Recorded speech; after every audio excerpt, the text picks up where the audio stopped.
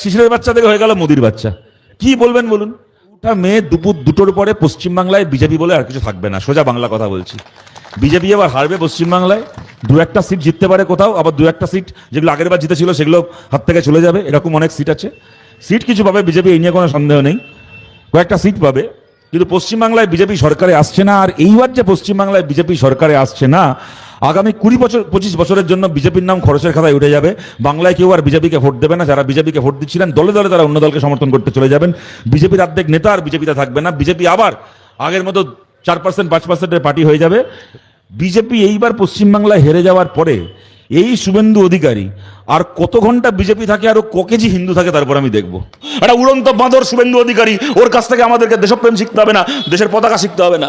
কালকে পাকিস্তান থেকে পয়সা আসলে এই শুভেন্দু ভারতের পতাকাকে বিক্রি করে হাতে পাকিস্তানের পতাকা তুলে নেবে।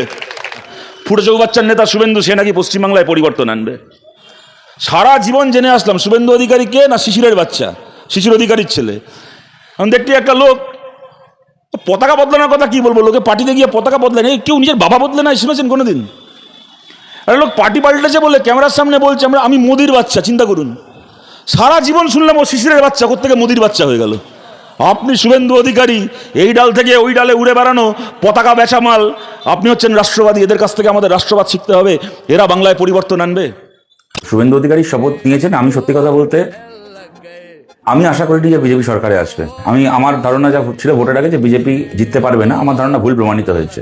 এই মাঠে ওনার থেকে অনেক ওস্তাদ খেলোয়াড় বিজেপি, আমাদের থেকেও অনেক ওস্তাদ খেলোয়াড় বিজেপি, কারণ ওই মাঠে খেলতে আমরা অভ্যস্ত ছিলাম না। বিজেপি সেখানে খেললো এবং জিতলো, এটা হওয়ারই ছিল, আজ না হোক কাল এটা হতোই।